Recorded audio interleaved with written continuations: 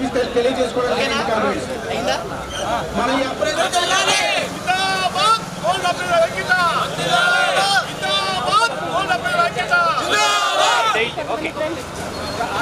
ఇటంతా వచ్చేయండి. గోల్డ్ ప్రజల ఐక్యత, గోల్డ్ ప్రజల ఐక్యత, జిందాబాద్ ఏబీఏ, జిందాబాద్ ఏబీఏ, జిందాబాద్ ఏటీయూసీ, జిందాబాద్ ఏటీయూసీ. మన సమస్యలు పరిష్కారం అయ్యే వరకు, మన సమస్యలు పరిష్కారం అయ్యే వరకు గోల్డ్ ప్రజల ఐక్యత, గోల్డ్ ప్రజల ఐక్యత, గోల్డ్ ప్రజల ఐక్యత, ఆల్ బ్యాంక్ గోల్డ్ ప్రజల ఐక్యత, ఆల్ బ్యాంక్ గోల్డ్ ప్రజల ఐక్యత.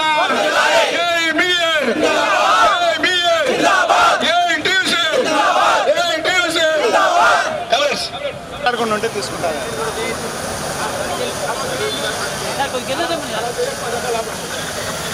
హలో బ్రదర్, ఇటు తిరుగు లేకపోతే ఇటు వచ్చి కొంచెం ఫ్లాగ్ పైకి లేపన్నా, ఫ్లాగ్ పైకి లేపు, మొహాలు గడ్డం వస్తుంది. స్టార్ట్ బాగా ముందు తెచ్చు మన కేంద్ర బ్యాంక్ సోదరులందరూ నేను రండి, మనకు బ్యాంక్ ఇస్తున్నారు. అలాగే యూనియన్ బ్యాంక్ వారు కూడా.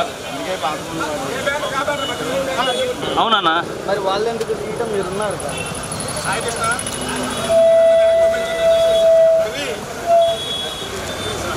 రండి రండి, వాక్ వాక్.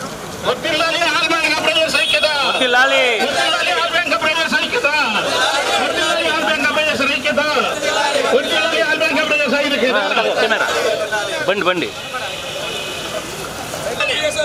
కల్పించాలి, ప్రజలందరికీ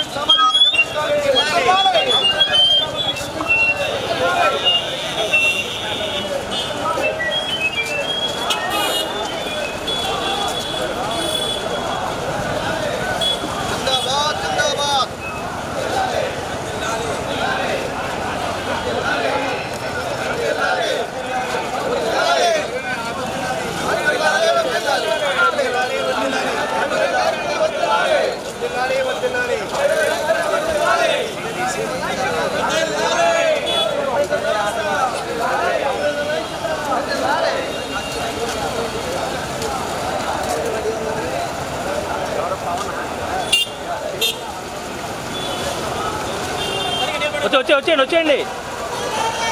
వదిలే అన్న, వెళ్ళిపోండి, స్పీడ్కి వెళ్ళాను అన్నాడు.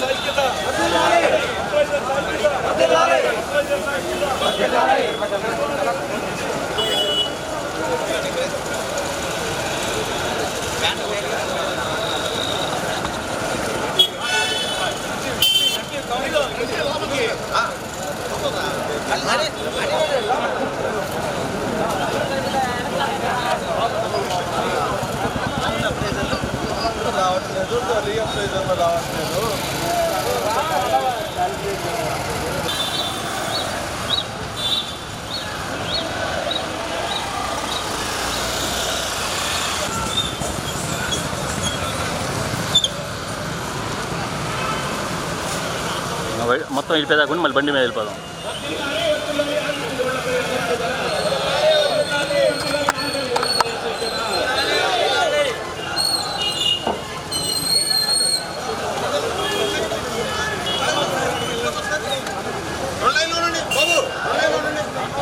కూడా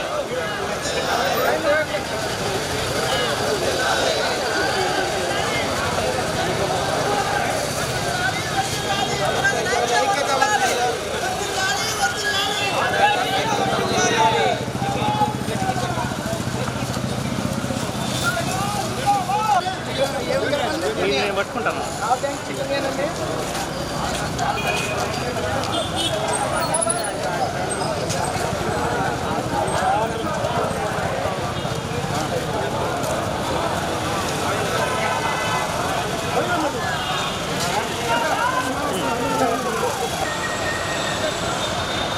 ఈ బండులను కొడుతుంది.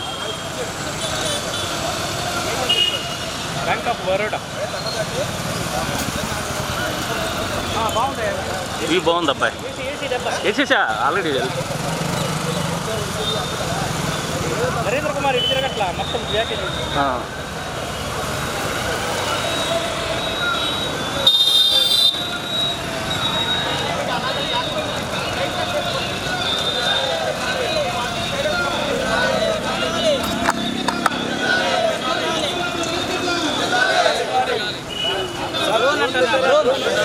జోన్ ఎదగలేదండి ఇక్కడ, నో ప్లై జోన్.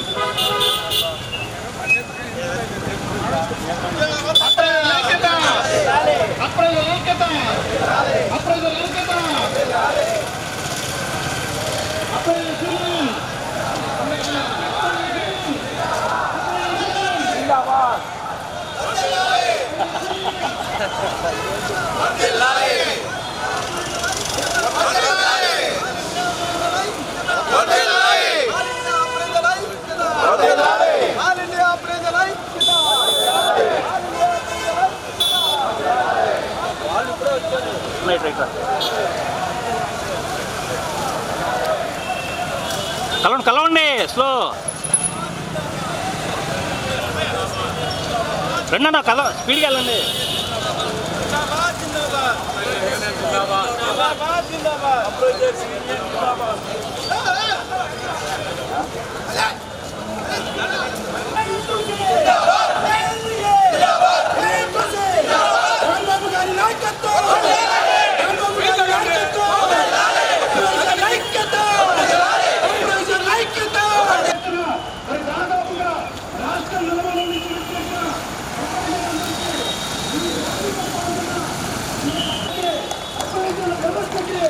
మాట్లాడకండి పాపం, చాలా సక్సెస్ ఉంటుంది. ఓకే అలాగే, సారీ అన్న.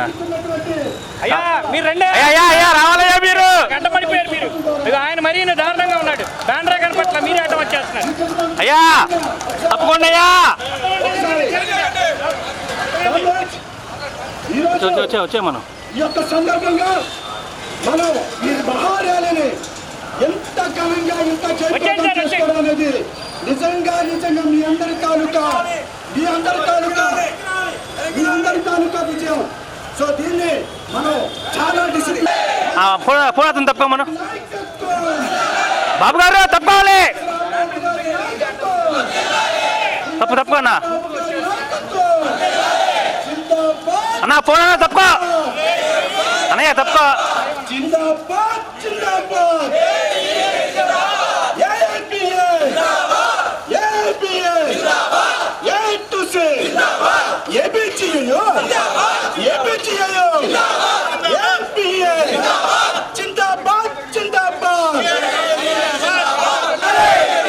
రాంబాబు గారి నాయకత్వం. ఫ్లాగ్ హోస్టింగ్ దగ్గరికి వెళ్ళి మన బిఎస్ రాంబాబు గారి చేతుల మీదుగా మన యొక్క appraiser all bank gold appraiser Sri Lanka తాలూకా మొదటి జెండా ఆవిష్కరణని మరి వారి చేతుల మీదుగా ఆవిష్కరించవలసిందిగా మనందరి తరఫున కూడా మరి రాంబాబు గారికి విజ్ఞప్తి చేసుకోవడం జరుగుతుంది.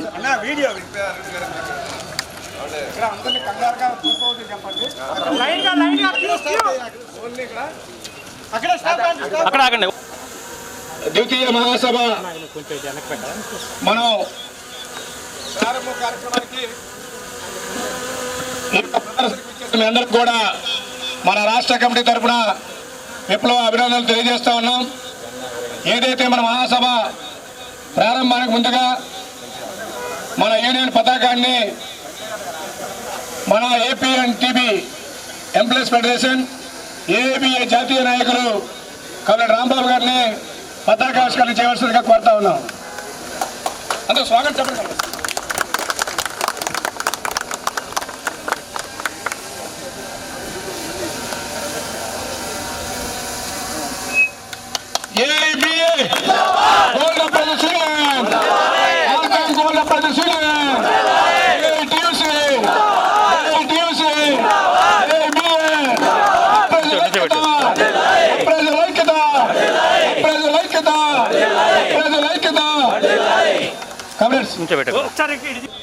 మనందరి తరఫున ధన్యవాదాలు తెలియజేస్తూ ఇక్కడ అందరూ పాటించాల్సింది ఏంటంటే ఏదైతే మన మహాసభ డెలిగేషన్ వచ్చేటువంటి వాళ్ళందరూ కూడా మన బెనిస్ బుక్ కాపీలు పెట్టడం జరిగింది. ఏ బ్యాంక్ నుంచి వచ్చాడో ఆ బ్యాంక్ పేరు, జిల్లా పేరు, ఫోన్ నెంబర్ రాసి సైన్ చేసి హాల్లోకి రావాల్సి ఉంది.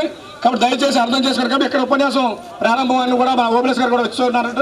వారు కూడా ఈ మహాసభను ప్రారంభించిన తర్వాత మన మిగతా విషయాల మీద రాంబాబు గారు కానీ ఇతర మన ఏబీఐ నాయకులు ఇతర నాయకులు మనం కూడా చర్చ ప్రారంభిద్దాం. కాబట్టి అందరూ కూడా క్రమశిక్షణగా ఒక్కొక్కరు మీ యొక్క మినిస్టర్ కాపీలో మీ పేరు డీటెయిల్స్ రాసి హాల్లోకి రావాల్సిందిగా కోరుతా ఉన్నాం. ఎక్కువ సమయం దయచేసి అందరూ కూడా అక్కడ ఒక క్యూ లైన్ అనేది పాటించి వెంటనే అందరూ బ్యాడ్జీలు పెట్టుకొని సంతకాలు పెట్టి వెంటనే మనందరూ కూడా సహకరించవలసిందిగా 2 చేతులు మిమ్మల్ని వేడుకుంటున్నా.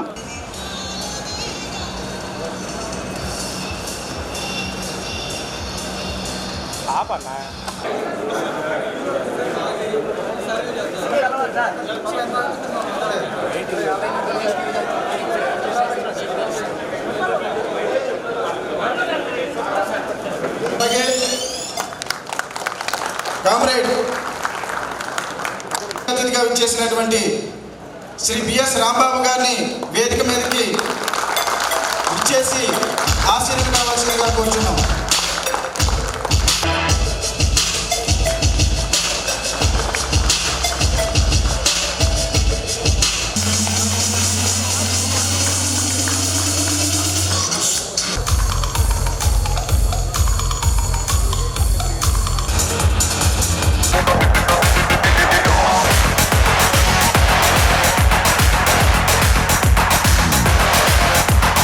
జ్యోతి ప్రజ్వలన కార్యక్రమానికి మిమ్మల్ని ఆహ్వానిస్తున్నాం. మీరు మన యూనియన్లో ఇక్కడ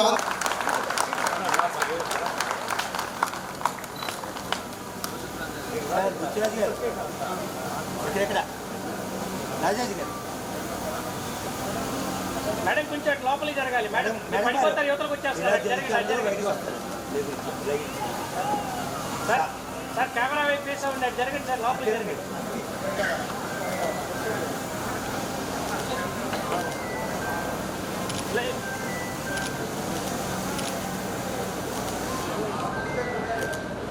కుమార్ గారు, రాజాజీ గారు ఇలా తిరగండి. పట్టుకోండి సార్, పట్టుకోండి. చూడండి చూడండి. Okay right. Okay okay. వందే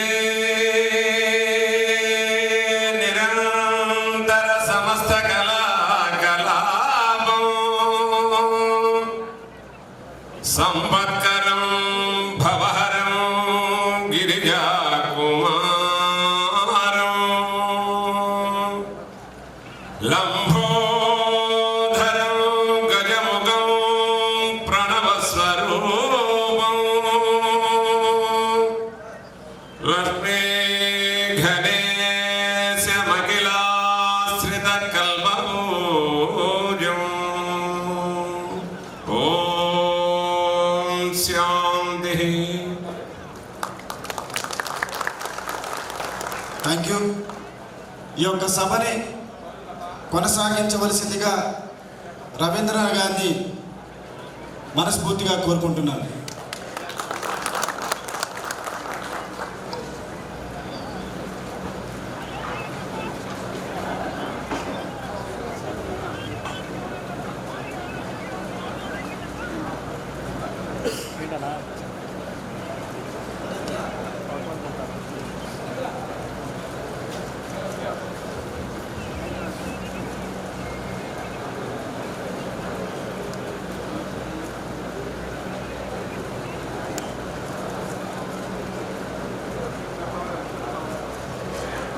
Good morning, comrades. Good morning, comrades. Andhra Pradesh all banks gold appraisers union పతాకం కింద రాష్ట్రం నలుమూలల నుంచి, ప్రతి జిల్లా నుంచి, ప్రతి ఊరు నుంచి ఇక్కడికి విచ్చేసిన అప్రైజర్ కామ్రేడ్స్ అందరికీ Andhra Pradesh and Telangana bank employees federation విప్లవ జేజేలు తెలియజేస్తుంది. ఈరోజు అప్రైజర్స్ ఉద్యమానికి ఒక మరుపురాని ఘట్టం. మీరు చేస్తున్నటువంటి ఈ ఉద్యమ ప్రయాణంలో all India bank employees association కార్యదర్శి, Andhra Pradesh and bank employees Telangana bank employees federation ప్రధాన కార్యదర్శి కామ్రేడ్ బిఎస్ రాంబాబు గారు మీ ఉద్యమానికి వెన్నుదన్నుగా ఉండి, మీ ఉద్యమానికి ఒక రూపు, ఒక పటిష్టమైనటువంటి ఆందోళన కార్యక్రమాన్ని, భవిష్యత్తులో మీ స్థితిగతుల్ని, అప్రైజర్స్ యొక్క భవిష్యత్తుని తీర్చిదిద్దడానికి వారు ఈరోజు ముఖ్య అతిథిగా ఇక్కడ రావటం మనందరికీ సంతోషం. ఈరోజు ఎంప్రైజర్స్ ఉద్యమంలో మరపురాని రోజును ఎందుకు అనుకోవాలంటే Andhra Pradesh and Telangana bank employees federation గత సంవత్సరం ఏపీటీబీఎఫ్ యొక్క సెంట్రల్ కమిటీ సమావేశంలో కామ్రేడ్ రాంబాబు గారు ఏపీటీబీసీసీలో ఒక తీర్మానాన్ని ప్రవేశపెట్టారు. ఈ రాష్ట్రంలో ఉన్నటువంటి గోల్డ్ ఎంప్రైజర్స్ అందరినీ ఏపీటీబీఎఫ్ ఆధ్వర్యంలో సమీకృతం చేసి ఏపీటీబీఎఫ్కి అనుబంధంగా రాష్ట్ర స్థాయిలో ఏపీ ఎంప్రైజర్స్ అందరికీ ఒక రాష్ట్ర స్థాయిలో ఒక బాడీని ఫామ్ చేయాలని చెప్పి నిర్ణయం తీసుకోవటం. అందులో భాగంగా ఈరోజు చాలామంది కామ్రేడ్స్ ఈ ఉద్యమాన్ని గత కొన్ని సంవత్సరాలుగా వివిధ బ్యాంకుల్లో నడిపిస్తున్నటువంటి వాళ్ళు, రాష్ట్ర స్థాయిలో నడిపిస్తున్నటువంటి ఎంప్రైజర్ కామ్రేడ్స్ నాయకులందరూ కూడా మరి ఏపీటీబీఎఫ్ పిలుపు మేరకు మరి చొరవ తీసుకొని ఈరోజు ఇంత పెద్ద ఎత్తున ఎంప్రైజర్స్ రావడం చాలా సంతోషంగా ఉంది. మీరు చేస్తున్నటువంటి ఈ రాష్ట్రంలో ఉద్యమాన్ని చూసి దేశం మొత్తం మీద జాతీయ స్థాయిలో కూడా ఎంప్రైజర్స్ స్ఫూర్తినిచ్చినటువంటి సంఘటన ఇందాక కామ్రేడ్ శ్రీనివాస్ చెప్పారు. మన పొరుగు రాష్ట్రాల నుంచి తమిళనాడు, కేరళ, మరి ముఖ్యంగా తమిళనాడు ఈ ప్రాంతాల నుంచి కూడా ఎంప్రైజర్స్ నాయకులు కూడా ఈరోజు ఇక్కడికి వచ్చి మీరు చేస్తున్నటువంటి కర్ణాటక నుంచి కూడా వచ్చారు. మీరు ఈ సమావేశం నుంచి స్ఫూర్తి తీసుకొని జాతీయ స్థాయిలో కూడా ఏఐబిఏ యొక్క సహకారంతో జాతీయ స్థాయిలో ఎంప్రైజర్స్ యొక్క ఉద్యమాన్ని కూడా పటిష్టం చేయడానికి ఇది తొలి మెట్టు అవుతుందని చెప్పి నేను భావిస్తున్నాను. అలానే ఇంకొక సంతోషకరమైనటువంటి రోజు వల్ల బ్యాంక్ ఉద్యోగులకి, ఈ దేశంలో ఉన్నటువంటి బ్యాంక్ ఉద్యోగులకి, అధికారులకి 12వ వేతన ఒప్పందాన్ని మొన్న 8వ తారీఖున బాంబేలో ఏఐబిఏ నాయకత్వం కింద సంతకాలు చేసి అందులో గత 5-6 బైపార్టెట్ల నుంచి 8, 9, 10, 11, 12 బైపార్టెట్ని బ్యాంక్ ఉద్యోగులు అందించినటువంటి కామ్రేడ్ రాంబాబు గారు కూడా నేరుగా బాంబే నుంచి మీ ఎంప్రైజర్ సమావేశానికి వాళ్ళ ముఖ్య అతిథిగా రావటం కూడా సంతోషంగా. అలానే ఏఐబిఏ జాయింట్ సెక్రటరీ, అలానే AP union bank employees association ప్రధాన కార్యదర్శి కామ్రేడ్ ఉదయ్ కుమార్ గారు కూడా 12వ వేతన ఒప్పందంలో మరి ఒక సిగ్నటరీగా, ఆఫీస్ బేరర్గా ఆయన కూడా ఇవాళ ఇక్కడికి వచ్చి ఉన్నారు. ఇవాళ ఏఐబిఏ బ్యాంక్ ఉద్యోగుల స్థితిగతుల్ని 1946 నుంచి ఇప్పుడు వరకు ఎలా తీర్చిదిద్దిందో, ఒకప్పుడు బ్యాంక్ ఉద్యోగుల పరిస్థితులు కూడా ఇవాళ ఎంప్రైజర్స్గా మీకు ఉన్నటువంటి ఇబ్బందుల కంటే అనేకమైన ఇబ్బందులు ఉన్నాయి బ్యాంక్ ఉద్యోగులకి. ఒక్కొక్క బ్యాంకులో ఒక్కొక్క ఉద్యోగి ఒక రకమైనటువంటి వేతనం, ఒక్కొక్క రకమైనటువంటి సర్వీస్ కండిషన్స్. అలాంటిది వాళ్ళందరినీ సమీకృతం చేసి సంఘటితపరిచి బ్యాంక్ ఉద్యోగులకి ఇవాళ 12 వేతన ఒప్పందాలు ఇప్పించినటువంటి చరిత్ర all India bank employees association. మరి ఒకసారి all India bank employees association ఎంప్రైజర్స్ని సంఘటితపరిచి ఈ ఉద్యమానికి వెన్నెముకగా ఉండాలని నిర్ణయించిన తర్వాత భవిష్యత్తులో ఎంప్రైజర్స్కి ఉన్నటువంటి సమస్యలు, ఇబ్బందులు, స్థితిగతులు అన్నీ కూడా మెరుగుపడతాయని సంపూర్ణ విశ్వాసం ఈరోజు ఇక్కడ కూర్చున్న మన అందరికీ ఉంది. కాబట్టి ఇంత పెద్ద ఎత్తున ఈ సమావేశానికి వచ్చారు. ఇవాళ ముఖ్యంగా ఇవాళ భవిష్యత్తులో ఈ రాష్ట్రంలో ఎంప్రైజర్స్ని ఏ రకంగా ముందుకు తీసుకెళ్ళాలి, ఎంప్రైజర్స్ యొక్క సమస్యల్ని, అన్ని బ్యాంకుల్లో రకరకాల యూనియన్లు ఉన్నాయి, ఏ బ్యాంక్ ఆ బ్యాంక్. ఇవాళ ఈ సమావేశం ఈ అన్ని బ్యాంకుల్లో ఉన్నటువంటి ఎంప్రైజర్స్ యొక్క సంఘాలని ఒక రాష్ట్ర స్థాయిలో ఒక బాడీగా ఫామ్ చేసి ఎంప్రైజర్స్కి ఒక ఆంధ్రప్రదేశ్ స్టేట్ బాడీని తీసుకెళ్ళడానికి, దాన్ని Andhra Pradesh and Telangana bank employees ఫెడరేషన్కి అనుబంధంగా తీసుకెళ్ళడానికి ఈరోజు ఈ సమావేశం యొక్క ముఖ్య ఉద్దేశం.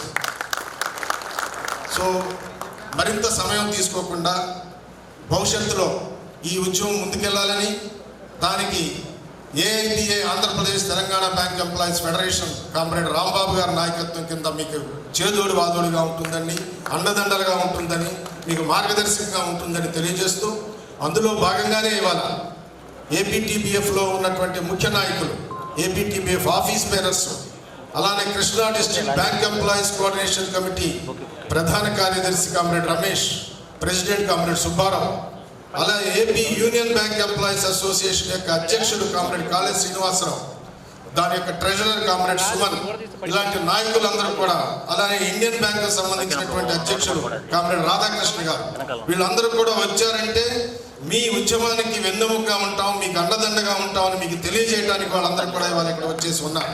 వాళ్ళందరికీ కూడా మన తరఫున సుస్వాగతం తెలియజేస్తూ, ఇప్పుడు మన ప్రీతమ నాయకులు కామ్రేడ్ రాంబాబు గారు గత 27 సంవత్సరాల నుంచి Andhra Pradesh and Telangana bank employees ఫెడరేషన్ని ప్రధాన కార్యదర్శిగా, అన్డిస్ప్యూటెడ్ లీడర్గా ఈ ఉద్యమాన్ని ఈ 2 రాష్ట్రాల్లో ముందుకు తీసుకొస్తున్నటువంటి నాయకుడు కామ్రేడ్ రాంబాబు గారిని ప్రసంగించవలసిందిగా కోరుతున్నాను. అలానే all bank Andhra Pradesh gold loan appraisers 2వ మహాసభకు అధ్యక్షత వహిస్తున్న ఆంధ్రప్రదేశ్ అండ్ తెలంగాణ బ్యాంక్ ఉద్యోగుల సమాఖ్యకు సంబంధించినటువంటి అధ్యక్షులు కామ్రేడ్ రవీంద్రనాథ్ గారు, వేదిక మీద ఉన్న మిత్రుడు all India bank employees association joint secretary, నిన్ననే 12,500 కోట్ల రూపాయల మేరకు బ్యాంకు ఉద్యోగులకు సంబంధించినటువంటి 12వ ద్వైపాక్షిక వేతన ఒప్పందాన్ని చాలా దిగ్విజయంగా సంతకం పెట్టినటువంటి కామ్రేడ్ ఉదయ్ కుమార్ గారు, వేదిక మీద ఉన్నటువంటి నాయకులు ఓబులేష్ గారు ఇంకా అందివే ఉన్నారు. కొంత సమయంలో వారు కూడా మనల్ని జాయిన్ అవుతారు. సో పడాల రమణ గారు మిత్రుడు, ఏఐటీసీలో చాలా ప్రధానమైనటువంటి పాత్ర పోషించడమే కాకుండా ప్రస్తుతం ఉన్నటువంటి మీ సంఘాన్ని చాలా జాగ్రత్తగా ఆల్మోస్ట్ ఒక పేరెంట్ లాగా చూసుకుని ఇవాళ నుంచి మా చేతుల్లో పెడుతున్నటువంటి పడాల రమణ గారు, రంగాచారి గారు స్వర్ణకారుల సంఘానికి సంబంధించినటువంటి వారు అధ్యక్షులుగా ఉన్నారా, సెక్రటరీగా ఉన్నారు? సెక్రటరీగా ఉన్నారు. దెన్ కోటేశ్వరరావు గారు, పొద్దున్న శ్రీనివాస్ చెప్పారు, మేము ఈ రకమైనటువంటి ఉత్సాహపూరితమైనటువంటి వాతావరణంలో ఈ సంఘాన్ని నడిపించుకునేదానికి చోదక శక్తిగా ఉన్నటువంటి కోటేశ్వరరావు గారు, సంఘానికి అధ్యక్షులు వైఎస్ ప్రకాష్ ఆచార్య గారు, వేదిక మీద ఉన్నటువంటి నాయకులు comrade Srinivas and my dear comrades. Ravindranath garu వారి యొక్క అధ్యక్ష ఉపన్యాసంలో జరుగుతున్నటువంటి సంఘటనలు, అదే రకంగా all India bank employees association చేసినటువంటి కార్యక్రమాలని కొద్దిగా క్లుప్తంగా మీకు వివరించే ప్రయత్నం చేశాను. ఈ ఆర్గనైజేషన్ మీకు అందరికీ తెలుసు, దీని గురించిన చరిత్ర. బట్ సమయం వచ్చింది కాబట్టి మీలో కొంత ఉత్సాహాన్ని నింపడం కోసం, మీలో ఒక రకమైనటువంటి నమ్మకాన్ని పెంచడం కోసం చెప్పేటటువంటి మాటల్లో భాగంగా 1946 సంవత్సరంలో పుట్టినటువంటి organisation all India bank employees association. చప్పట్లు కొట్టేటప్పుడు కొద్దిగా గట్టిగా కొట్టాలి, ఎందుకంటే మన ఆర్గనైజేషన్ ఒకవేళ బ్రేక్ఫాస్ట్ అది చేయకపోతే కాసేపు ఆపి బ్రేక్ఫాస్ట్ చేశాక అప్పుడు చప్పట్లు కొడదాం.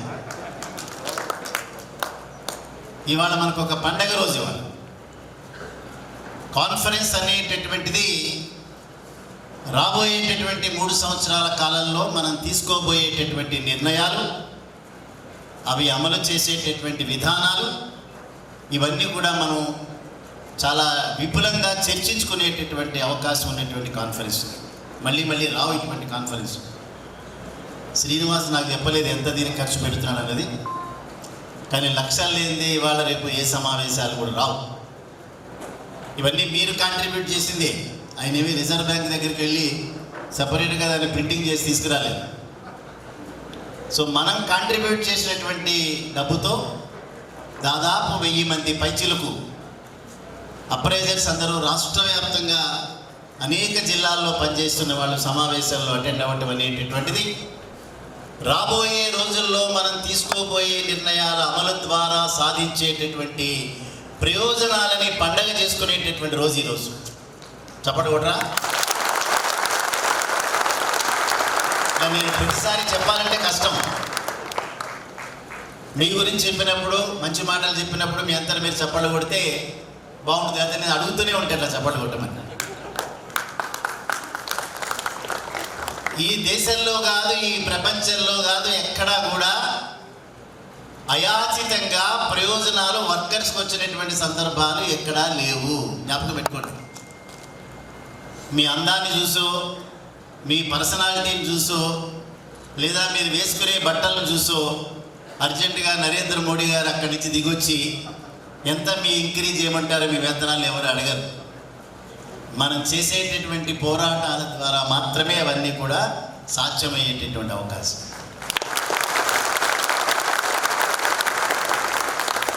ఇదంత పెద్ద చప్పట్లు కొట్టాల్సిన అవసరం లేకపోయినా కొట్టారు కాబట్టి అలా కొడుతూ ఉండండి చప్పట్లు. ప్రముఖంగా ఈ దేశంలో గడిచినటువంటి కొంతకాలంగా ప్రశ్నించేటటువంటి తత్వం పోయిందనేటటువంటిది మనం గమనించాల్సినటువంటి అంశం. ఒప్పుకుంటారు కదా? ఈ దేశంలో ప్రశ్నించడం అనేటటువంటి ఒక ప్రధానమైనటువంటి ఒక ప్రివిలేజ్ అనేటటువంటిది పోగొట్టుకున్న సందర్భాలు గడిచినటువంటి దాదాపు 40 సంవత్సరాల కాలం నుంచి బ్యాంకుల్లో జరుగుతున్నటువంటి అనేక సంఘటనల దగ్గర నుంచి చూస్తున్నాం. బ్యాంకుల్లోనే కాదు, బయట దేశాల్లో కూడా. ఈ మధ్య కాలంలో దాదాపు 2016 సంవత్సరం నవంబర్ 6వ తేదీన డిమానిటైజేషన్ అంటే నోట్ల రద్దు అనేటటువంటి ఒక కార్యక్రమాన్ని అకస్మాత్తుగా నరేంద్ర మోడీ గారి ప్రధానమంత్రి హోదాలో రాత్రి 8 గంటలకు వచ్చారు. ఓబులేష్ గారు డాష్ మీదకి రండి. గుర్తుమాక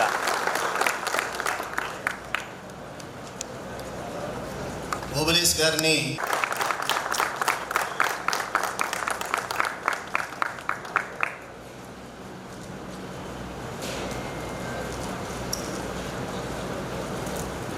నవంబర్ 6వ తేదీన టీవీ స్క్రీన్స్ మీదకి వచ్చి అర్ధరాత్రి 12 గంటల నుంచి 1000 రూపాయల నోటు, 500 రూపాయల నోటు రెండు కూడా చిత్తు కాగితాలతో సమానం అని చెప్పి డిక్లేర్ చేశారు. ప్రపంచవ్యాప్తంగా ఏ ప్రభుత్వం కూడా అర్ధాంతరంగా ఉన్నటువంటి కరెన్సీలో 86% రద్దు చేయటం అనేటటువంటిది ఎక్కడ మనం చూడలేదు, వినలేదు.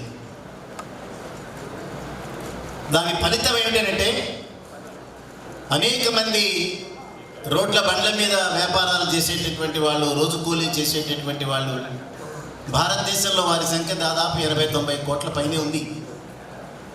వారందరి దగ్గర కూడా ఉన్నటువంటి 500 రూపాయల నోటు కానీ 1000 రూపాయల నోటు కానీ పనికి రాకుండా పోయింది.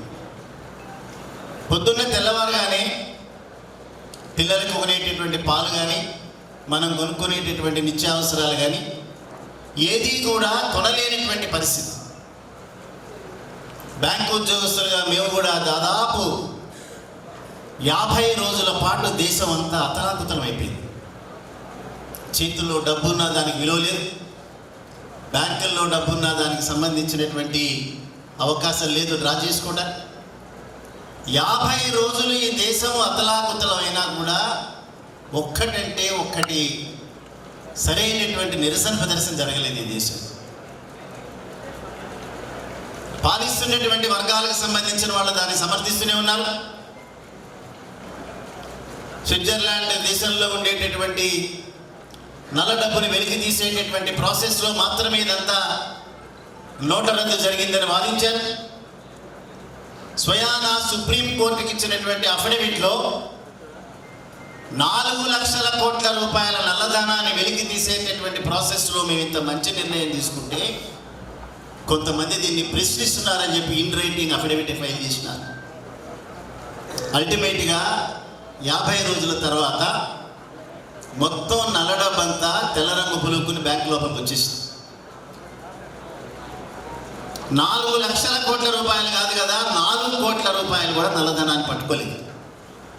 బట్ దేశంలో ఎక్కడా కూడా వాటి మీద ప్రొటెస్ట్ యాక్షన్స్ ఎక్కడా కూడా జరగలేదు.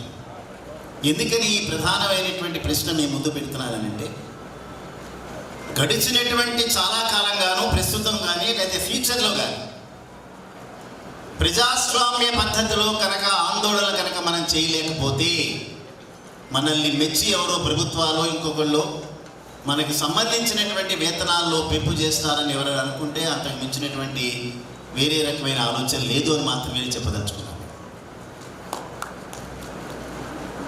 ఇప్పటికీ కూడా అనేక సర్వేలు చెప్తున్నాయి భారతదేశంలో ఉండేటటువంటి ఆర్థిక పరమైనటువంటి అసమానతలు ఏ దేశంలో కూడా లేవు. ప్రపంచంలో ఉన్న అతిపెద్ద ధనవంతుల్లో 5 ధనవంతులు ఈ దేశంలో ఉన్నారు. 5 పేర్లు మీకు తెలుసు, మళ్ళీ వాళ్ళ పేర్లు నేను చెప్పాల్సిన అవసరం లేదు. కానీ ఆశ్చర్యకరమైనటువంటి డేటా ఏమిటంటే ఈ అతిపెద్ద ధనవంతులు, ప్రపంచంలో ఉన్న అతిపెద్ద ధనవంతుల్లో ఉన్నటువంటి 5 ఈ దేశంలో ఎవరైతే ఉన్నారో వారికి ఏ బ్యాంకులో కూడా ₹1 డిపాజిట్ కూడా లేదు.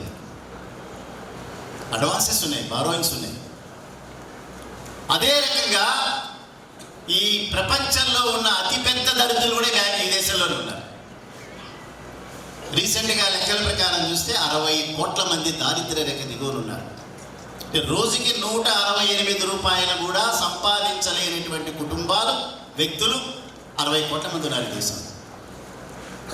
ఇది మరి అభివృద్ధి చెందినటువంటి దేశంగా దీన్ని పరిగణించాలా?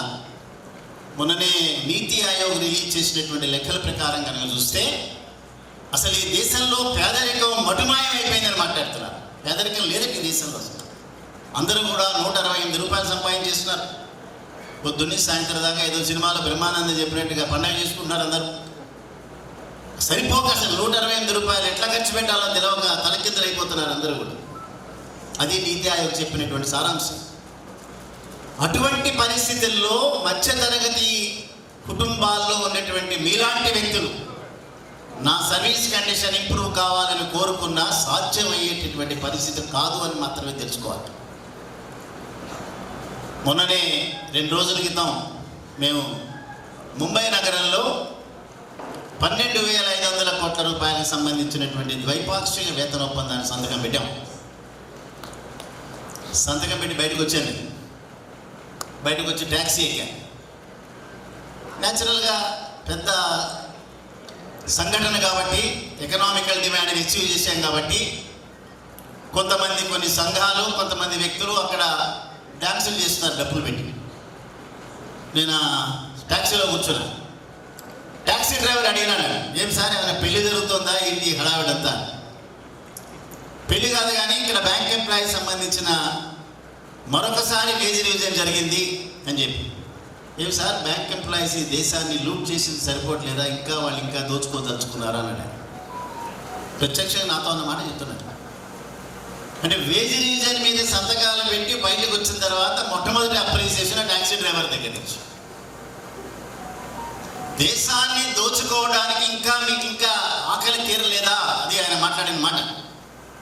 ఏ రకంగా అంటాం ఆయన అట్లా? అవునండి, ఎవరండి మీకు ఈ శాలరీస్ పెంచింది? భారత ప్రభుత్వం. మాకు అనివార్యమైన పరిస్థితి. భారత ప్రభుత్వాన్ని బీజేపీకి ఓటు వేస్తాం మేము, కానీ భారత ప్రభుత్వం చేసింది తప్పు. మాలాంటి వాళ్ళు నిరంతరం రాత్రి 12-1 గంట దాకా కష్టపడుతుంటే మాకు ఏమాత్రం ఫలితం లేని జీవితం ఒక పక్కనుంటే ప్రపంచానికి 2వ అంచులో ఉండేటటువంటి బ్యాంకు ఉద్యోగస్తులకు ఎట్లా పెంచుతారని అడిగినాడు ఆయన. సంఘటన ఎందుకు చెప్తున్నారంటే, మీకు మనం సాధించినటువంటి ప్రయోజనాలకి మనకు సంతోషం ఉండొచ్చు, కానీ ఈ దేశంలో ఉండేటటువంటి అట్టడుగు వర్గాలందరూ కూడా చాలామంది అనేక రకాలైనటువంటి పోరాటాలు చేస్తూనే ఉన్నారు. ఫలితాలు మాత్రం రావట్లేదు.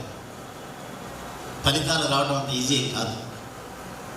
ఇవాళ మనం అనుకోవచ్చు, ఆంధ్రప్రదేశ్ రాష్ట్రంలో ఉండేటటువంటి దాదాపు 3-4 వేల మంది అప్రైజర్స్ అందరం కూడా ఏపీటీపీఎఫ్ గొడుగు కింద వచ్చినాం కదా, ఇక మన సమస్యలన్నీ కూడా సార్ట్అవుట్ అయిపోయినాయి, ఇక మనం హ్యాపీగా ఇంటికి పోయి పడుకోవచ్చు అని చెప్పి అటువంటి పరిస్థితి లేదు.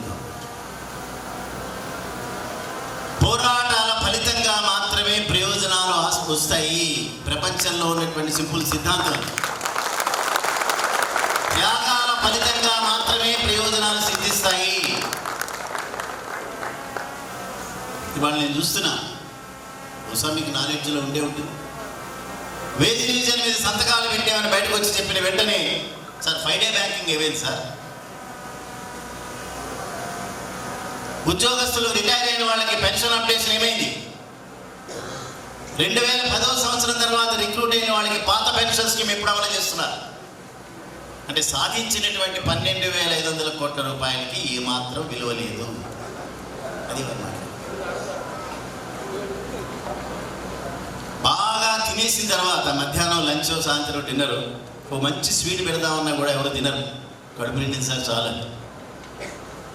సో నీకు 12,500 కోట్ల రూపాయలు వచ్చిన తర్వాత కూడా నువ్వు అసంతృప్తిగా ఉన్నావనంటే నీ వేజ్ స్ట్రక్చర్ని నువ్వు ఏ రకంగా ట్రీట్ చేస్తున్నావు ఒకసారి తెలుసుకోవాలి. అంటే ఇవాళ లివింగ్ వేజ్లోంచి యావరేజ్ వేజ్లోకి వచ్చావు, యావరేజ్ వేజ్లోంచి కంఫర్టబుల్ వేజ్లోకి వచ్చావు, కంఫర్టబుల్ వేజ్లోంచి బయటకు వచ్చేసినావు. అందుకనే నీకు దాని వాల్యూ లేదు, దానికి ఉండేటటువంటి వాల్యూ లేదు. అది ఒక్కొక్క ఎంప్లాయీకి నిన్ననే క్యాలిక్యులేషన్ చేశాను. ఒక సీనియర్ క్లరికల్ స్టాఫ్కి ఇవాళ బ్యాంకులో వచ్చేటటువంటి నెల జీతం 1,72,000 రూపాయలు. 1,72,000. అయినా సరే నాకు 5 డే బ్యాంకింగ్ ఏమైంది? 5 డే బ్యాంకింగ్ అంటే వారానికి ఒక రోజున నాకు సెలవు కావాలి. సెలవు లేదే నాకు జీవితం లేదు.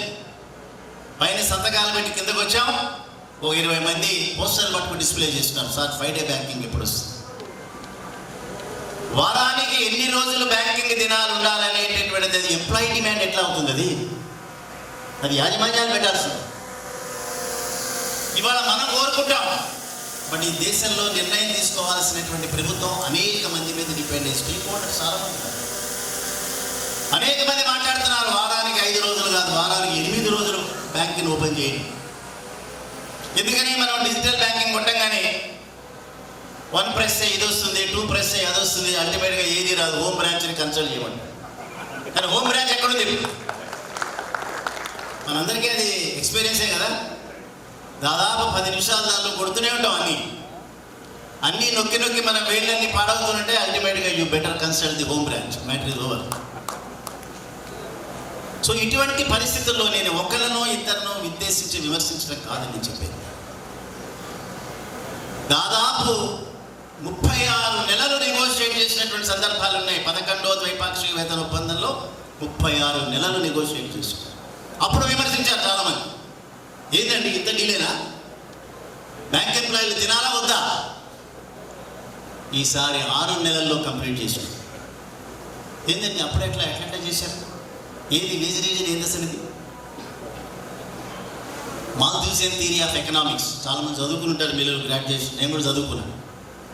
దానిలో రాసినటువంటి మొట్టమొదటి సెంటెన్స్ ఏంటంటే వాంట్స్ ఆర్ అన్లిమిటెడ్, అంటే కోరికలు అనంతం, దాన్ని తీర్చలేరు ఎవరు కూడా. ఇప్పుడు ఇక్కడ కూడా నేను దాన్ని ఓపెన్ కనుక చేస్తే మీరు చెప్తారు కోరికలన్నీ చాలామంది ఉంటాయి న్యాచురల్గా. నా వైపు నుంచి నాకు ఆ కోరిక కావాలి. బ్యాంకులో జాయిన్ అయినప్పుడు anywhere in India I'm prepared to work. ఒకసారి జాయిన్ అయిన తర్వాత sir I belong to Andhra Pradesh, please see that I'm retained in Andhra Pradesh. Andhra Pradesh retain అయిన తర్వాత నాది విజయవాడ సార్, ప్లీజ్ విజయవాడలో రిటైన్ చేయండి. విజయవాడ వచ్చిన తర్వాత నాది లబ్బీపేట సార్, ఆ పక్కన ఉన్న బ్రాంచ్ ఏదైనా ఇస్తే కోరికలు. అందుకే ఆయన వాంట్స్ ఆర్ అన్లిమిటెడ్ అని చెప్పారు. కానీ మిడిల్ క్లాస్ ట్రేడ్ యూనియన్ నడిపేటప్పుడు కనీసం అందులో ఉన్నటువంటి ముఖ్యమైన నాయకులకైనా ట్రేడ్ యూనియన్ల ఆవశ్యకత ఏమిటి అసలు? రాజకీయపరమైనటువంటి ఆలోచన ఏ రకంగా ఉంది?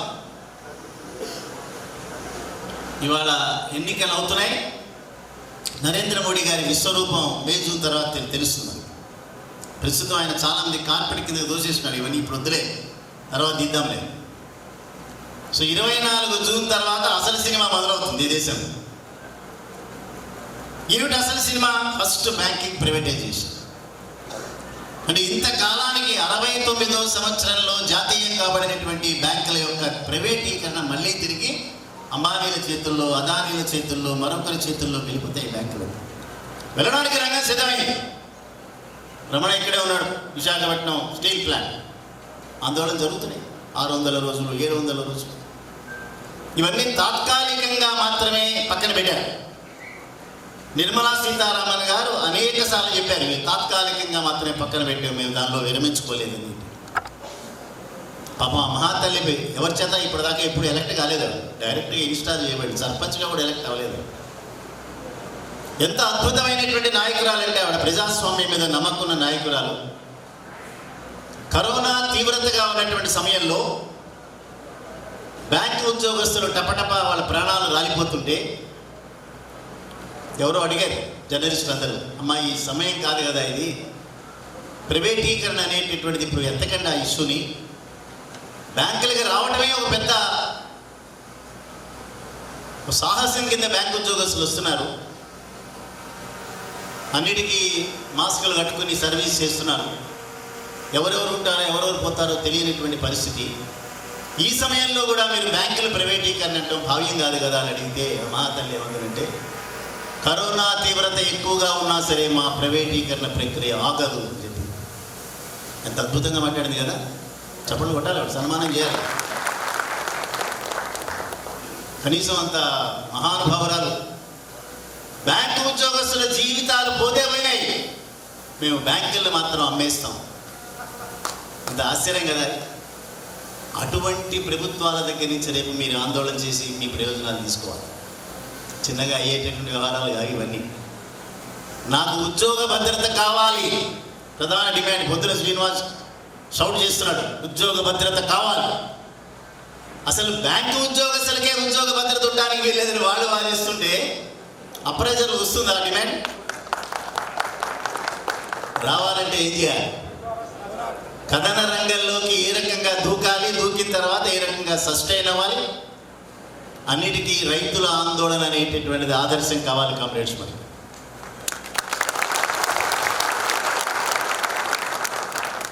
750 మంది రైతులు ప్రాణత్యాగం చేశారు. అయినా ఇష్యూ ఇంకా మొదట్లోనే ఉంది. సంవత్సరం పాటు ఆందోళన చేశారు వాళ్ళు, సంవత్సరం పాటు. ఢిల్లీలో చలి మీరు చూసే ఉంటారు కొంతమంది, నాకైతే అనుభవం. అది మామూలు చలి కాదు, అది విజయవాడ చలిని విశాఖపట్నం చలి కాదు. ఢిల్లీలో చలిలో ఉంటాం, అంత ఈజీ ఏం కాదు. ఢిల్లీ ఎండలు తట్టుకోవడం కూడా ఈజీ కాదు. అటువంటిది ఎండనక వాననక చలినక కుటుంబాలతో ఒక సంవత్సరం పాటు మొత్తం దేశవ్యాప్తంగా ఉన్న రైతులందరూ కూడా అందులో ఆందోళనలో పార్టిసిపేట్ చేయలేదు. రైట్ ఫ్రమ్ ది బిగినింగ్ నేను కూడా అబ్జర్వ్ చేశాను. డిమాండ్ ఫ్రేమ్ చేసిన దగ్గర నుంచి కూడా ఉన్నాను. అయినా సరే మొక్కవోని పట్టుదలతో ఆందోళన చేశారు. ఫలితం ఏంటి? 750 మంది ప్రాణత్యాగం చేశారు. అది ఆ మూమెంట్ చాలా ఉధృతంగా నడుస్తున్నటువంటి సందర్భంలో తమిళనాడుకు సంబంధించినటువంటి ఒక బీజేపీ నాయకుడు మాట్లాడుతూ, ఇది వామపక్షాలు స్పాన్సర్ చేసినటువంటి ఆందోళన చెప్పి మన మీద అపవాదించారు. ఆందోళన రైతుల మీద అంటే వామపక్షాలు స్పాన్సర్ చేయకూడదా? మీరే నాయకులు ఉండేది, చేసే తప్పేంటి? సో వామపక్షాలు స్పాన్సర్ చేసినటువంటి ఆందోళనలో ఉండేటటువంటి ప్రధాన డిమాండ్ ఏదైతే ఉందో, వ్యవసాయ చట్టాలు రద్దు అనేటటువంటివి రద్దు చేయడం కాదు కదా, కామా ఫుల్ స్టాప్ కూడా మార్చమని చెప్పారు. ఎంత పొగరు చూడండి.